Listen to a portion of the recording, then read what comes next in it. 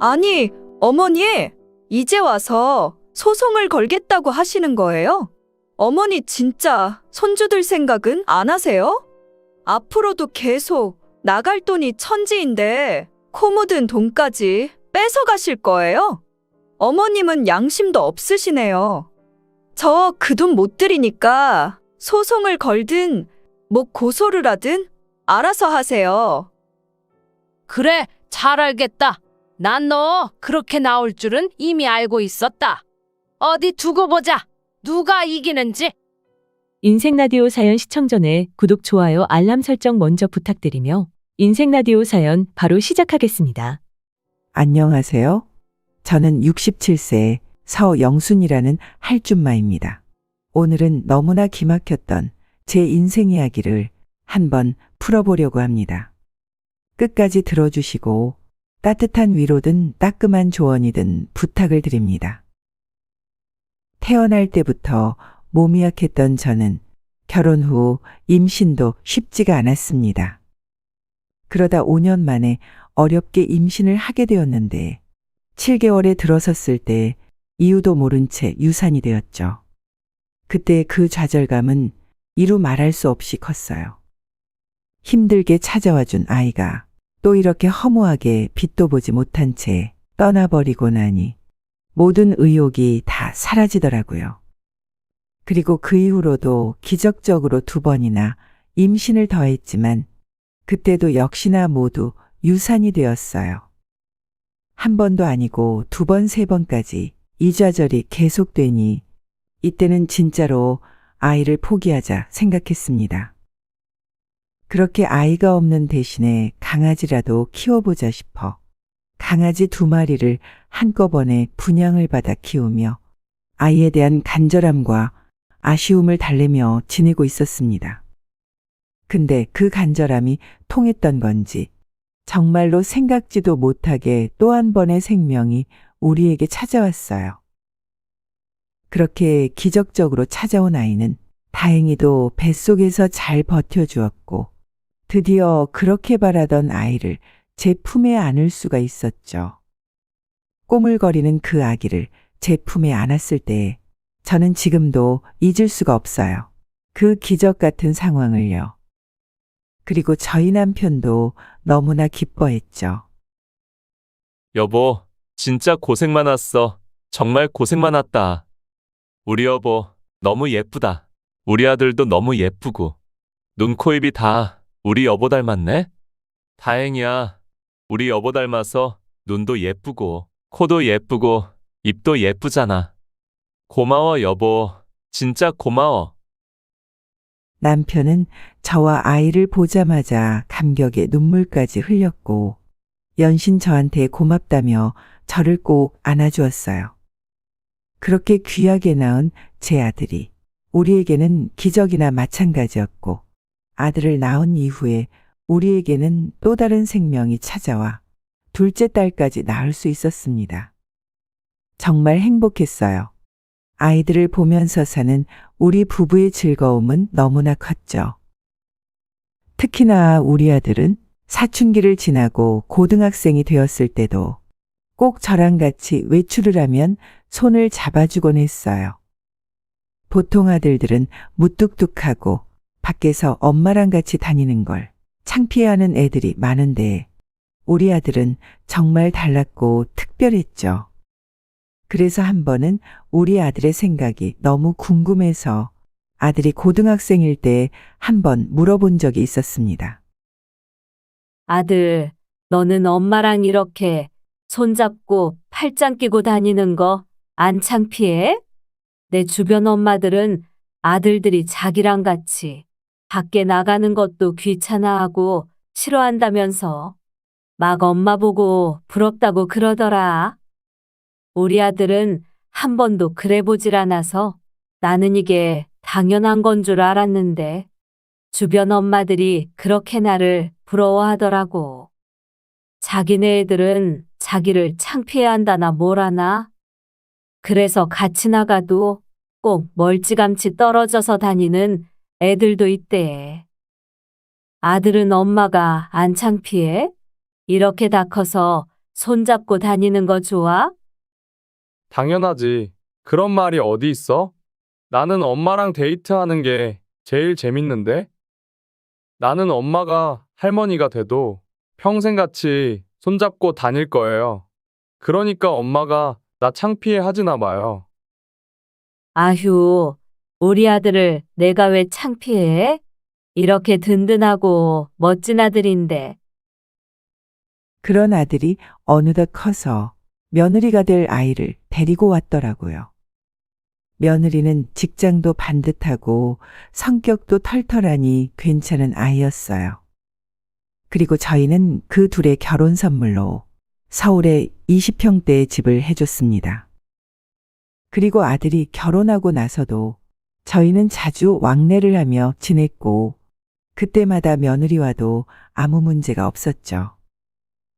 그렇게 아들이 안정적으로 가정을 꾸려서 잘 사는 모습을 보며 지내고 있던 어느 날, 제게 아주 큰 시련이 찾아오게 되었습니다. 그건 바로 갑작스러운 남편의 죽음이었어요. 남편은 원래 심장이 좀 안 좋은 편이었는데 이게 화근이 되었던 것 같습니다. 그래도 나름 건강관리하며 잘 지내고 있다고 생각했는데 어느 날 갑자기 심근경색으로 남편이 쓰러지게 되었고 결국엔 남편을 영영 볼 수가 없게 된 것입니다. 원래부터 남편 쪽에는 가족력이 좀 있었는데 남편은 그걸 잘 지나가는 듯 하다가 갑작스럽게 맞이를 하게 되었어요. 원래 심근경색이라는 게 소리 없이 찾아오는 무서운 병이라고는 하지만 저는 이렇게 갑작스럽게 남편을 보내게 될 줄은 꿈에도 생각을 못했어요. 그때 남편 나이가 58세였는데 아직 죽기에는 너무나 이르고 아까운 나이였기에 남편을 잃은 슬픔은 저에게 더더욱 컸습니다. 게다가 평생 저에게 다정하고 저만 바라보며 살았던 사람이었기에 그 소중한 인연을 떠나보냈다는 슬픔이 너무나 커 남편을 보내는 장례식장에서 정말 실신을 할 정도로 많이 울었어요. 우리 딸도 옆에서 같이 우느라 우리 둘은 거의 무슨 정신으로 그 장례를 치렀는지 모르겠어요. 근데 그때 중심을 딱 잡고 침착하게 모든 장례를 마친 것이 바로 우리 아들이었습니다. 아들은 모든 장례 절차를 보내면서 눈물 한 방울 흘리지 않았어요. 그리고 담담하게 모든 상황들을 정리하고 우느라 지친 저와 제 딸을 돌보며 끝까지 장남 노릇을 했죠. 얼마나 덤덤하게 장례를 치르는지 저희 딸이 아들한테 이런 말까지 하더라고요. 오빠는 아빠가 돌아가신 게 슬프지도 않아? 어떻게 그렇게 미련 하나 없는 사람처럼 눈물 한 방울 안 흘릴 수가 있어. 나는 이렇게 슬픈데 벌써부터 우리 아빠가 너무 보고 싶은데 오빠 진짜 매정한 거야? 아니면 냉정한 거야? 나라도 정신 차려야지. 나까지 아빠 돌아가신 거 슬퍼만 하면 아빠는 어떻게 보내드려. 너는 마음껏 슬퍼해. 누군가는 슬퍼하면서 울고 또 누군가는 아빠를 잘 보내줘야 아빠도 기분 좋게 마지막 가시지. 너는 지금 너의 역할을 하고 있는 거고 나는 나의 역할을 하고 있는 것뿐이야. 오빠, 생각지도 못했던 아들의 대답에 딸은 더더욱 눈물을 흘렸습니다. 그리고 아들이 그렇게 의젓하게 행동하는 걸 보면서 저는 남편을 잃은 슬픈 마음만큼이나 아들이 안쓰럽고 애틋하게 느껴졌어요. 제 속이 아닐 텐데도 말입니다. 부모이기 때문에 어떤 마음으로 저희 큰아들이 슬픔을 참고 있는지가 눈에 보였기 때문에 저는 마음이 더더욱 미어지는 듯했죠. 그렇게 장례가 끝나고 남편의 마지막 남은 유품들을 정리하기 위해 애들이랑 집에 있는데 그때 딸이랑 며느리는 밖에서 먹을 걸 좀 사오겠다며 외출을 했어요. 그리고 집안에는 저와 아들만 남게 되자 제가 아들에게 조용히 말을 건넸습니다. 아들아, 아빠 보고 싶지 않니?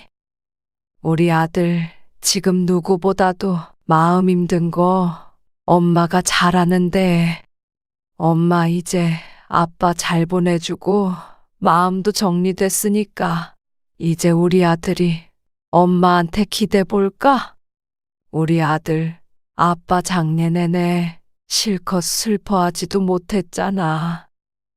내가 너네 아빠를 잘 아는데 분명 너가 이렇게 마음껏 슬퍼하지도 못하는 모습 보면 너희 아빠는 마음 아파할 거야.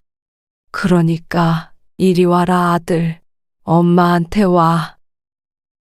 남편의 영정사진을 닦고 또 닦으며 하염없이 사진을 만지고 있는 아들을 보면서 저도 모르게 울먹거리며 말을 했습니다. 그리고 그제서야 우리 아들은 마음껏 슬퍼할 수 있었죠.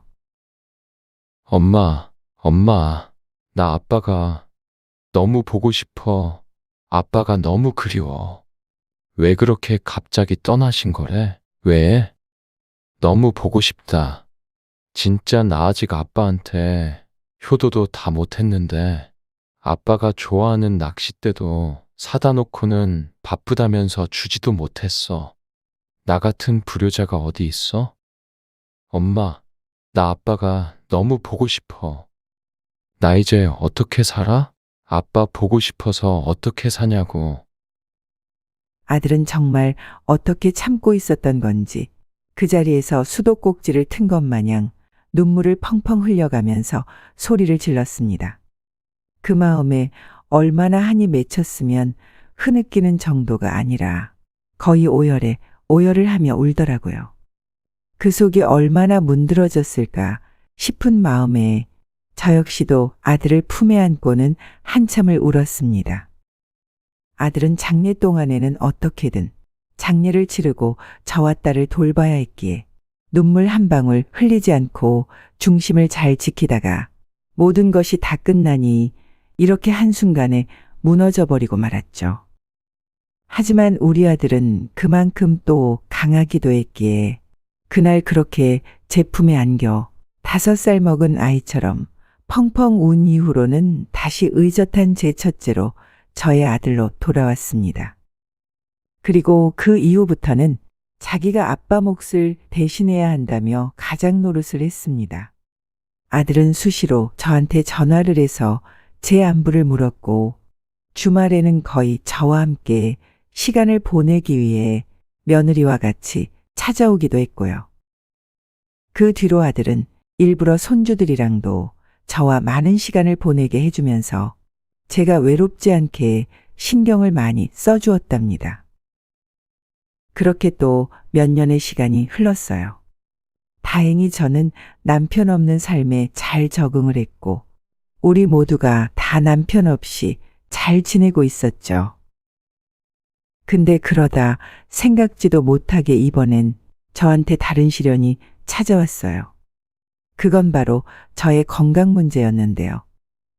평소에 당뇨를 앓고 있던 저는 몸이 더 안 좋아지게 되었고 당뇨 수치가 확 올라가게 되면서 합병증까지 나타날 수 있다는 의사의 소견을 받고 나서는 각별히 건강에 주의를 해야 했습니다. 몸이 안 좋아 병원에 간 것도 아들과 함께 간 거였기에 검사 결과 역시 아들과 함께 들었던 거라 아들은 그때 큰 결심을 했던 것 같습니다.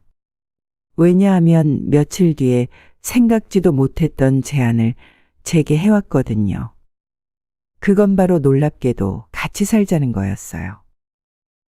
엄마, 지금 건강이 많이 안 좋아졌잖아요. 앞으로 병원 다니면서 계속해서 검사도 받고 치료도 해야 하는데 이참에 서울로 이사 와요. 나 안 그래도 아빠 돌아가시고 나서 엄마 혼자서 청주에서 지내는 거 걱정됐는데 잘 됐네. 이번 기회에 같이 올라가서 우리랑 같이 살아요. 뭐? 진호애미하고도 얘기가 된 거니?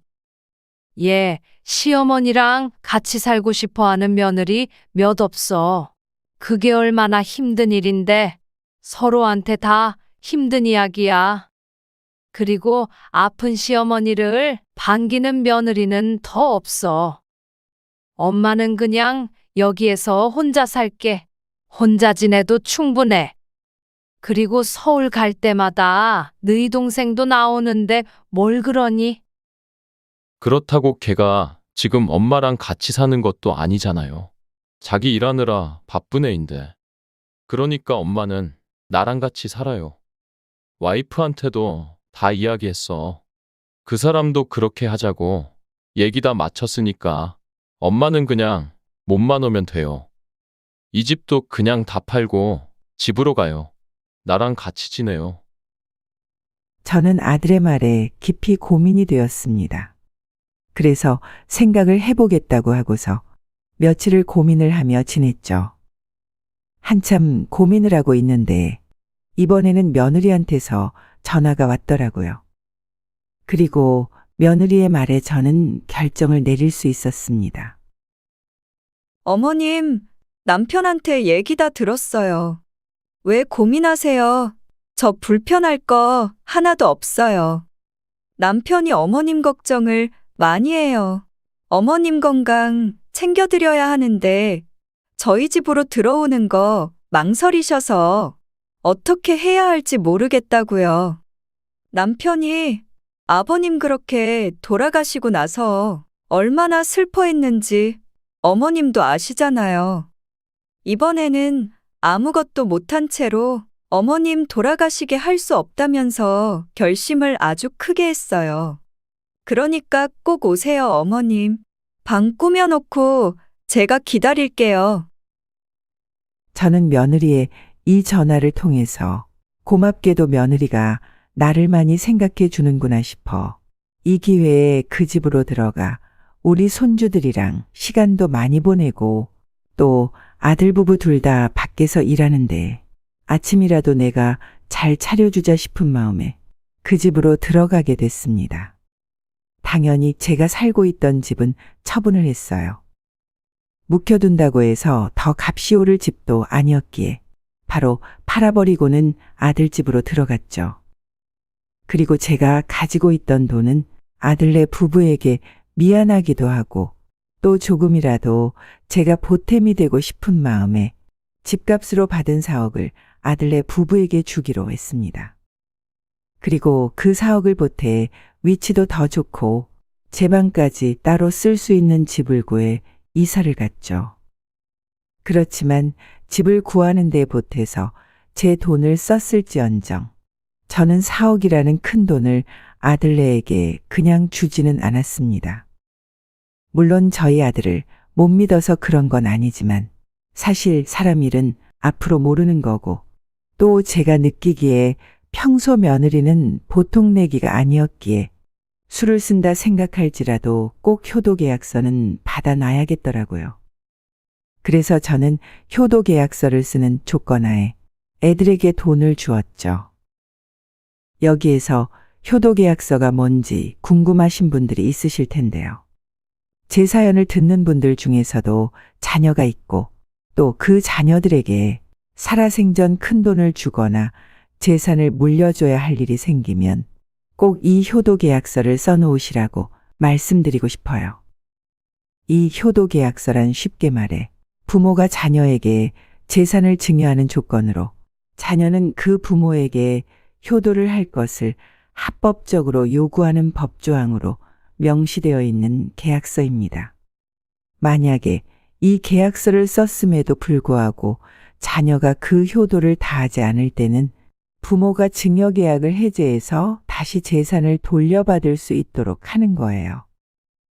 저도 이걸 몰랐는데 몇 년 전에 제 친구가 자기 아들네 부부한테 자기 재산을 다 주는 조건으로 그 집에 들어가 살기로 했는데 막상 그 아들네한테 돈을 다 주고 나니까 그때부터 태도가 돌변해 완전 찬밥 신세로 대하더니 결국에는 그 집에서 쫓겨나기까지 했었습니다.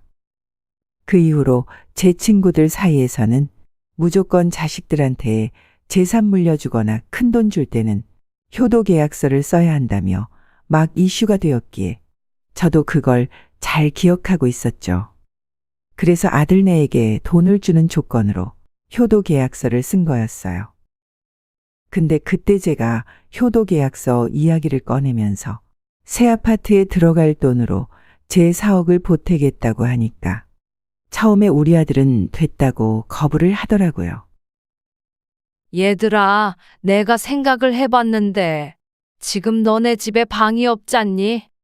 내가 들어가 살려면 적어도 내 방 하나 작은 거라도 있어야 할 텐데 그러려면 이사를 가야 하지 않겠어?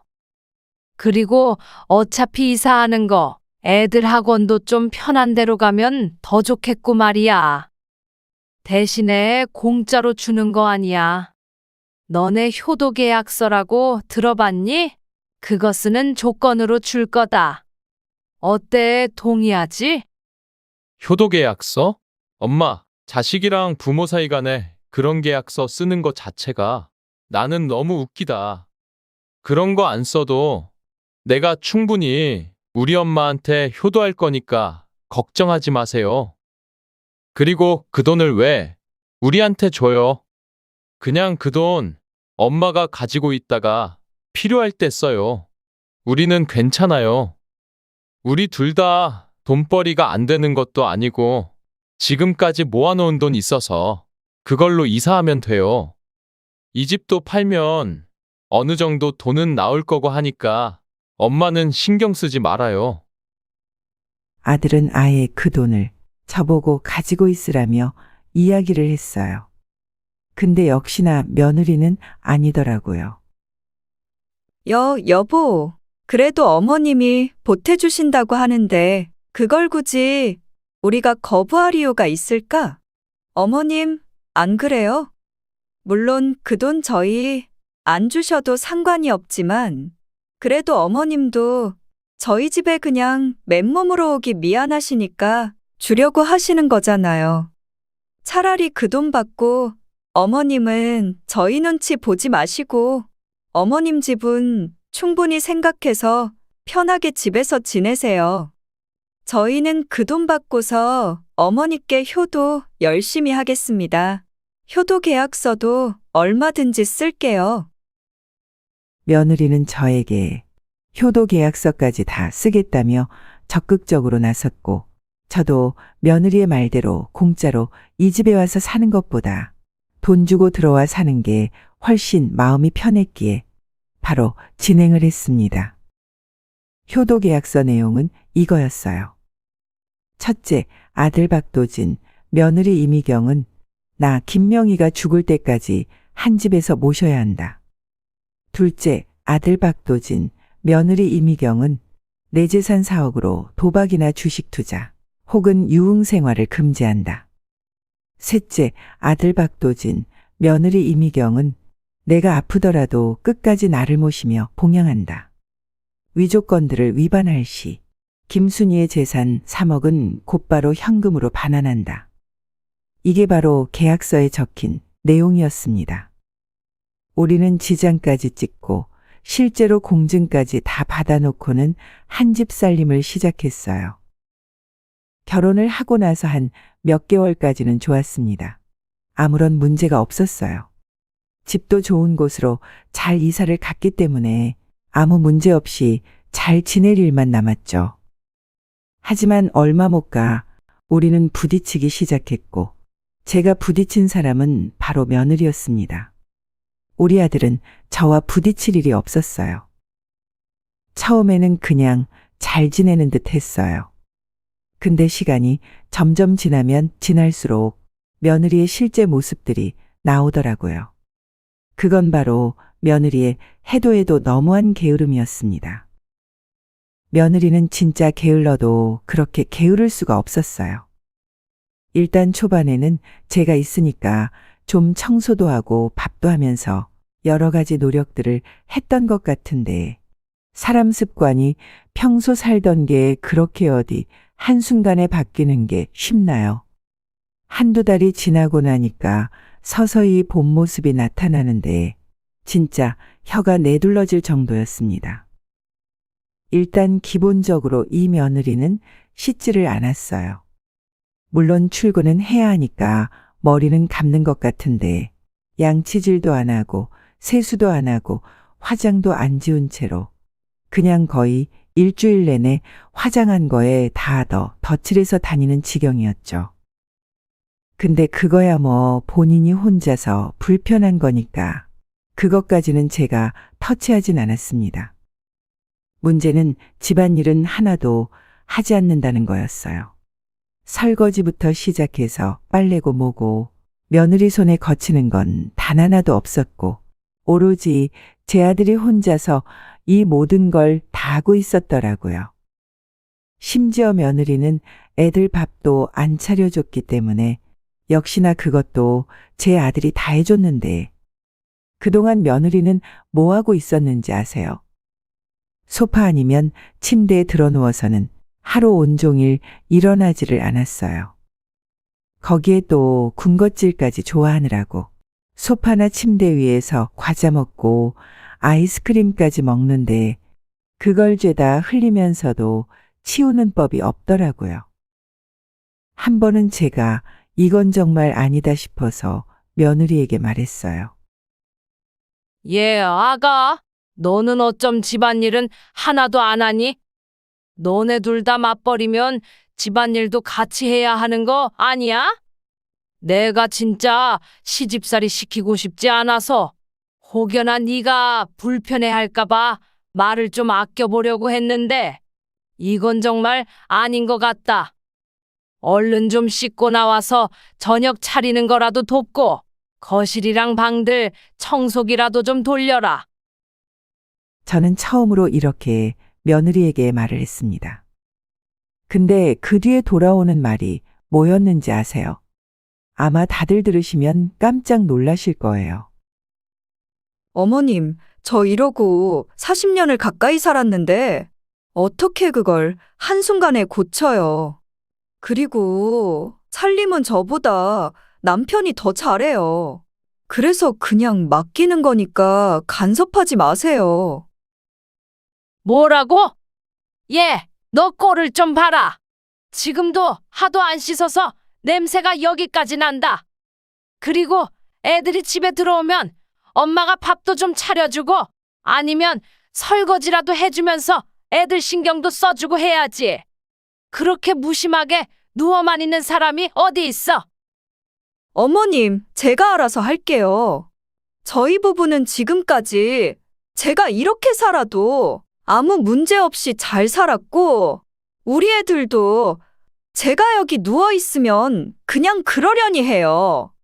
어머님만 지금 요 한두 달 보고 이러시는 거잖아요. 여기에서는 제가 왕이에요. 어머님이 적응하셔야 한다고요. 며느리는 정말이지 싸가지가 없었습니다. 원래도 똑부러지고 보통 내기가 아닌 건 알고 있었지만 진짜 거의 막 나가는 성격이더라고요. 저는 우라가 치밀었지만 주방에서 소란을 듣고 나온 아들 녀석의 얼굴을 보니 더는 소란을 피우면 안 되겠다 싶어서 그냥 내버려뒀네요. 근데 그래도 며느리는 진짜 그 뒤로 가면 갈수록 제가 모르는 모습들이 많았죠. 밤늦게까지 술을 마시고 들어온다거나 제 아들을 보자마자 자기 옷을 휙휙 벗어 던진다거나 진짜 해도 너무한 일이 많았죠. 그때마다 제가 싸우기도 하고 타이르며 그 버릇을 좀 고쳐볼까도 했지만 그게 전혀 먹히지를 않더라고요. 그 시간이 무려 8년이었습니다. 8년 동안 며느리는 변하지 않았지만 그래도 그때까지는 며느리로서의 도리는 다하며 잘 지냈죠. 근데 그것도 얼마 못 가 완전히 변해버렸고 저는 인생의 암흑기를 겪을 수밖에 없었습니다. 저에게는 너무나 큰 충격적인 사건이었고 지금도 생각하면 참으로 비통한데요. 어느 날 집에 있는데 어디에선가 저에게 전화가 왔고 그건 바로 제 아들이 쓰러져 병원으로 실려갔다는 전화였습니다. 며느리는 회사에서 일을 하느라 연락을 안 받아서 저한테로 전화가 온 거라. 저는 놀라서 병원으로 달려갔어요. 하지만 쓰러져 누워있는 아들의 모습을 마지막으로 저는 우리 아들의 모습을 더는 볼 수 없었습니다. 아들은 결국 자기 아빠와 똑같은 심근경색으로 쓰러져 생을 마감하고 말았거든요. 아들은 약국을 차려 약사일을 하고 있었는데 손님이 많지 않은 시간이라 파트타임 직원도 출근하지 않았던 시간이었습니다. 그날 잠깐 화장실에 간 아들은 그곳에서 갑자기 쓰러졌고 화장실에 들른 이웃가게 직원의 연락으로 병원으로 실려간 거였어요. 너무 늦게 발견된 아들은 다시는 돌아올 수 없는 강을 건너게 되었던 겁니다. 저와 며느리는 아들의 죽음을 맞이하자마자 통곡을 했어요. 안 돼. 아들아, 가면 안 된다. 이렇게 허무하게 갈 수는 없어. 너가 어떤 아들인데, 나한테 네가 어떤 아들인데. 저는 정말 너무나 슬퍼 거의 울부짖는 소리가 나왔고 옆에서 며느리도 충격을 많이 받았는지 거의 실신할 정도로 울더라고요. 우리 손주들은 말할 것도 없이 슬퍼하고 있었는데 그런 우리들을 돌봤던 게 제 딸이었습니다. 그나마 딸이 정신을 차리고 그 모든 장례 절차를 자기 오빠가 그랬던 것처럼 의젓하게 하더라고요. 그렇게 아들을 남편이 있는 곳에 같이 안치를 해놓고는 저는 돌아와 아들 몫까지 내가 우리 손주들을 잘 키워줘야겠다라는 생각을 했네요. 근데 그 다짐은 지킬 수가 없었습니다. 왜냐하면 아들이 죽고 난 지 7개월 만에 며느리가 완전히 돌변해 버렸거든요. 우선 집안일을 안 하는 건 뭐 기본이었죠. 근데 그 이후로는 미친 애처럼 저한테 뭐라는 줄 아세요? 집을 나가라고 하더라고요. 어머님, 이제 집 좀 나가주셔야겠어요. 이제 남편도 없는 마당에 제가 더는 어머니 모시고 살 이유가 없잖아요. 그러니까 당장 나가주세요. 뭐야? 야, 애미야. 너 뭐 잘못 먹었니? 하루아침에 갑자기 나가라고 하면 내가 갈 데가 어디 있다고 이러냐? 그거야 어머님 사정인 거죠. 저 그동안 어머님 잔소리 들을 만큼 들었고 지겨울 만큼 지겨워졌어요. 그러니까 더는 어머니랑 같이 살 이유 없어요. 이만 나가세요. 며느리는 이 말을 하면서 급기야는 제 짐까지 몽땅 다 싸고는 아예 문 밖으로 던져버리더라고요. 정말이지 너무나 갑작스럽게 일어난 일이라 저는 어안이 벙벙해질 정도였습니다. 하지만 며느리는 뜻을 굽히지 않았어요. 다시 들어가려고 하니 비밀번호도 언제 바꿨는지 열리지도 않더군요. 결국 그렇게 쫓겨나 버린 저는 너무나 서러워 일단은 딸네 집으로 갔고 다음 날 남편과 아들이 있는 곳으로 가서 정말 펑펑 울었어요. 어찌나 내 아들이 보고 싶은지 한 번만 안아봤으면 소원이 없겠더라고요. 아들아, 보고 싶다. 너가 없으니까 내가 이렇게 찬밥 신세가 되어버리네. 다시 돌아와 주라. 아들아, 나한테로 다시 돌아와 줘. 며느리가 어쩜 이렇게 매정해질 수가 있는 거냐? 응? 어쩌면 나한테 그럴 수가 있어.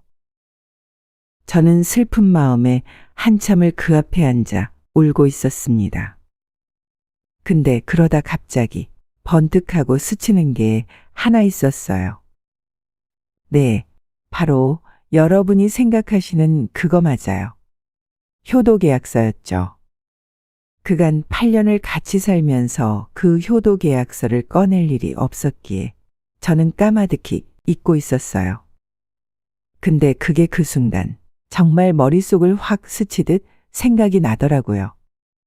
어떻게 하면 며느리에게 복수를 할 수 있을까 한참 고민하던 중이었는데 딱 이거다 싶어서 일단 그 계약서부터 찾았습니다.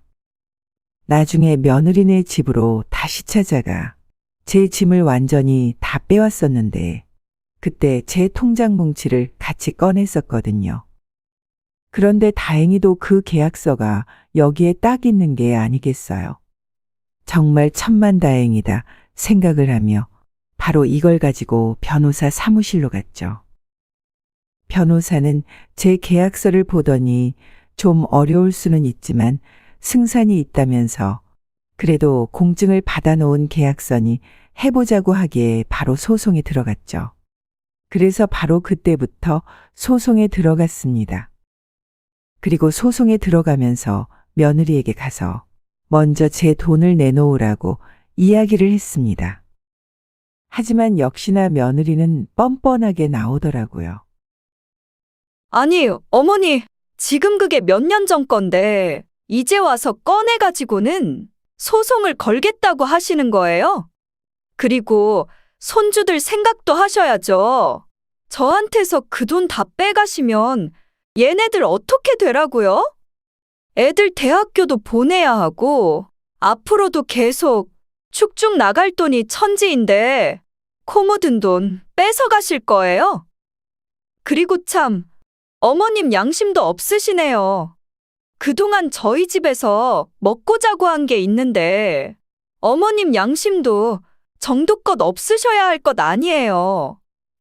저 그 돈 못 드리니까 소송을 걸든 뭐 고소를 하든 알아서 하세요. 뭐야? 그래, 내가 너 그렇게 나올 줄 알았다. 어디 두고 보자. 누가 이기는지 두고 보자고. 저는 뻔뻔한 며느리를 보면서 차라리 잘 됐다 싶었습니다. 이렇게라도 소송을 걸어 저 높은 코를 납작하게 만들어줘야겠다. 단단히 다짐이 되었거든요. 그렇게 소송을 하고 있던 중에 저는 딸이 있는 집으로 들어가서 살고 있었어요. 딸은 예술 쪽으로 일을 한답시고 집도 딱 방 한 칸짜리 얻어서 지내고 있었고 저도 돈 한 푼 못 받고 쫓겨난 신세였기에 다른 곳으로 이사 갈 수도 없어 거기서 둘이 같이 지내고 있었어요. 근데 그곳을 알고 있던 제 큰손주가 갑자기 저를 찾아왔더라고요. 아니, 너가 여기는 어떻게 왔니? 무슨 일 있는 거냐? 그 짐은 다 뭐고? 할머니, 나 할머니랑 같이 살면 안 돼요? 저는 할머니랑 살고 싶어요. 뭐? 아니, 무슨 일이 났길래 그래? 너 집에서 무슨 일 있었니? 응? 할머니, 엄마랑 같이 못 살겠어요. 엄마가 우리 밥도 안 해주고 맨날 집에서 빨래랑 청소만 시켜요. 엄마랑 같이 살기 싫어요. 아빠가 너무 보고 싶어요. 이리 와라, 정진우. 괜찮아, 울지 마. 울지 마, 내 손주. 아휴, 그래 힘들었겠네.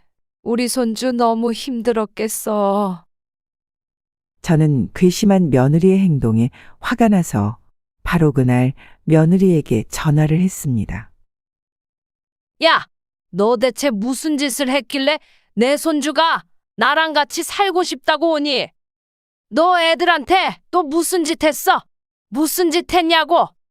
애가 엉엉 울면서 나한테 집안일 하기 싫다며 밥 먹고 싶다고 말하더라. 너 애미 맞아? 어? 당장 둘째도 보내. 여기로 보내라고. 제가 왜요?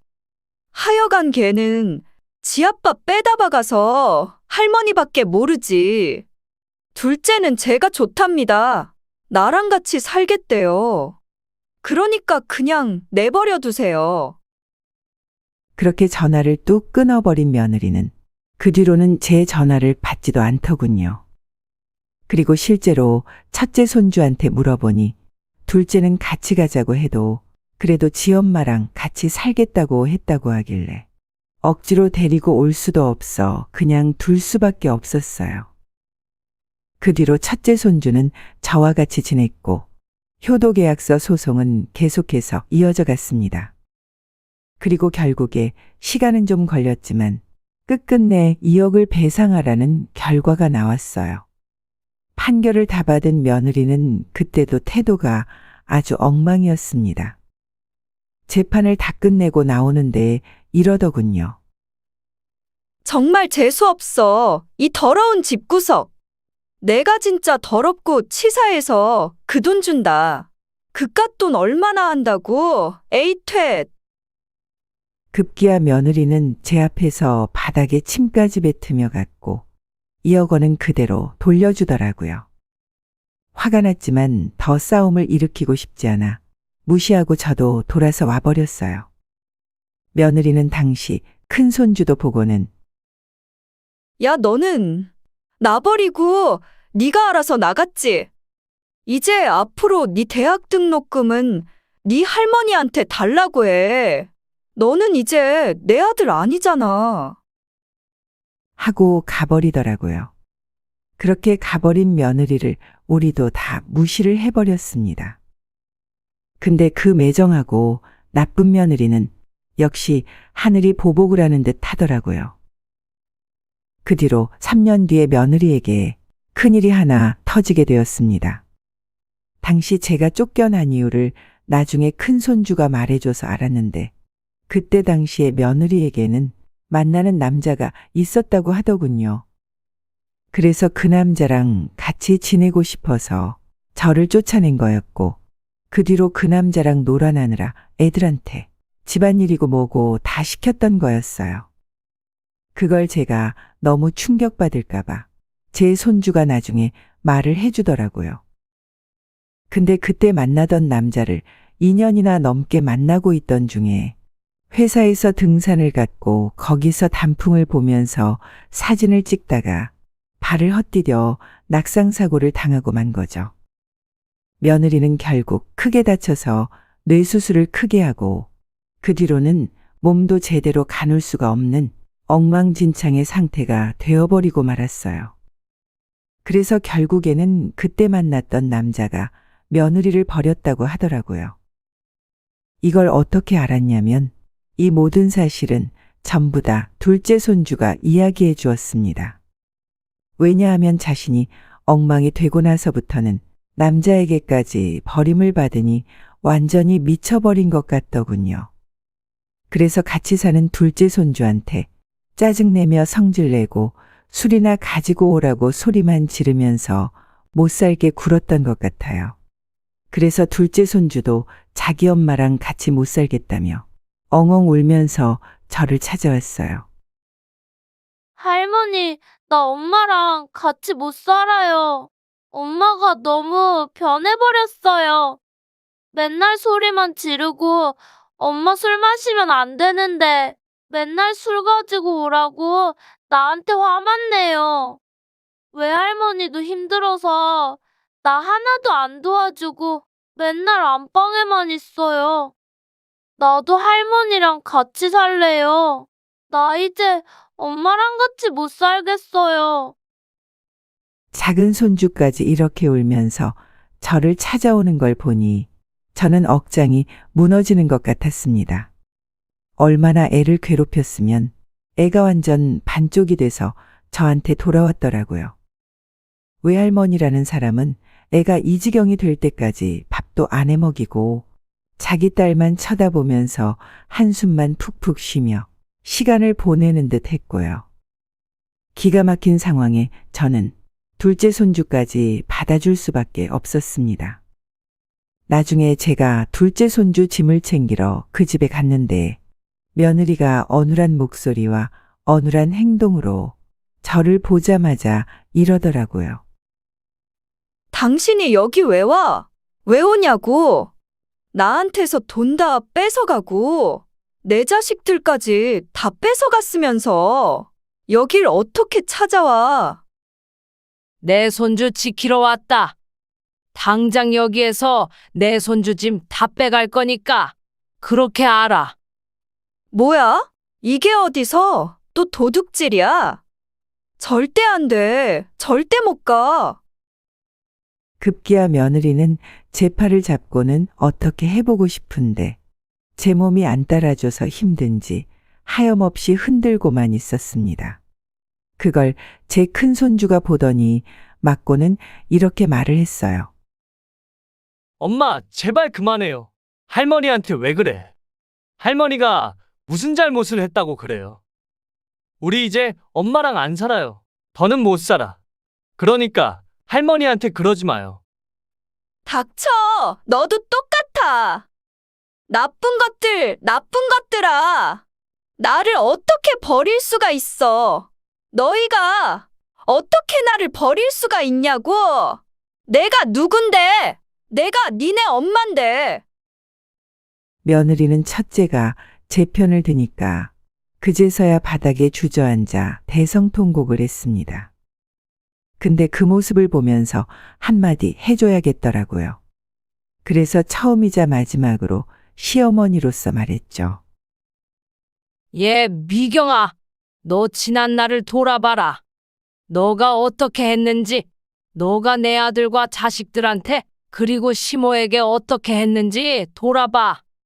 너가 조금이라도 책임감을 가지고 네 남편이나 자식들이나 다 책임졌다면 지금 이런 사단은 안 일어난다. 그러니 앞으로 네가 뭘 잘못했는지 고이고이 생각하며 살아. 그리고 철저하게 후회하고 다시 돌이켜. 다시는 그러지 않겠다고 다짐하고 새 인생 살라고. 그때까지는 나는 우리 애들 너 못 보여준다. 짐 챙기고 갈 테니 쉬어라. 어머니, 죄송해요. 잘못했어요. 제가 잘못했어요. 저 버리지 마세요. 그 남자가 아픈 인간은 돈이 많이 든다며 쓸모가 없다면서 저를 버렸어요. 근데 이제는 애들까지 저를 버리면 저는 어떻게 살아야 하나요? 네? 어머니 제발 저 좀 용서해 주시고 받아주세요. 어머니, 애들 데리고 가지 말아주세요. 너 정신 차리면 그때 보여줄 거야. 그러니 정신 바짝 차리고 멀쩡하게 와. 매정하게 보일지 몰라도 저는 그렇게 말하고는 애들을 데리고 나와 버렸습니다. 그리고 그 뒤로 한 1년이 지났네요. 그 후 며느리는 아이들을 보러 오지 않고 있어요. 하지만 다행히도 며느리에게 돌려받은 3억 원으로 빌라를 얻어 애들이랑 같이 지내고 있답니다. 여전히 제 딸은 혼자서 지내는 게 편하다고 해서 그러라고 했고, 저는 우리 두 손주들과 같이 지내면서 애들 학교 보내는 거에만 집중하면서 지내고 있는 중입니다. 그리고 우리 딸이 이제는 예술 쪽 번듯한 직장에 취직을 해서 자기 조카들 챙기면서 지내고 있는 중이에요. 우리 애들도 처음에는 엄마를 많이 보고 싶어 하는 듯 하더니 나중에 마지막에 보이던 엄마의 모습이 너무나 충격적이었는지 금방 잊고 저와 사는 생활에 익숙해져 지금은 학교도 잘 다니고 있어요. 저도 얼마 전에 요양보호사 자격증을 따서는 지금 하루에 몇 시간씩이라도 일을 하고 있고요. 앞으로 우리 애들 대학 등록금도 내줘야 하고 장가도 보내야 해서 갈 길이 멀지만 그래도 우리 손주들과 함께 지내는 이 시간들이 저에게는 참 소중하답니다. 저는 요즘 제 아들 대신에 제 두 손주들이 왔다고 생각을 해요. 언제나 높은 곳에만 있는 것도 아니고 언제나 낮은 곳에 있는 것도 아니니까요. 제 며느리는 항상 인생이 잘 풀리니 그냥 콧대가 높았던 것 같습니다. 그러니 저를 매몰차게 내쫓았던 거겠죠. 하지만 한순간에 몸이 망가지면서 자신이 그랬던 것처럼 버림을 받게 되는 최후를 맞이하게 되었네요. 하지만 저는 이런 며느리의 아픔이 결코 통쾌하지가 않습니다. 오히려 그저 안쓰러워요. 그래서 제발 이젠 자기 잘못을 깨닫고 정신 차려 다시 손자들과도 왕래를 하고 책임을 다하는 인생을 살았으면 하는 바람이 큽니다. 부족한 이 사람의 사연을 끝까지 들어주셔서 감사하단 말씀 올리며 이만 인사드립니다. 오늘의 인생라디오 사연글에 여러분의 소중한 댓글 참여 기다리면서 구독, 좋아요, 알람 설정해 주시면 매일 새로운 사연으로 만나실 수 있습니다. 늘 건강하시고 행복하세요. 감사합니다.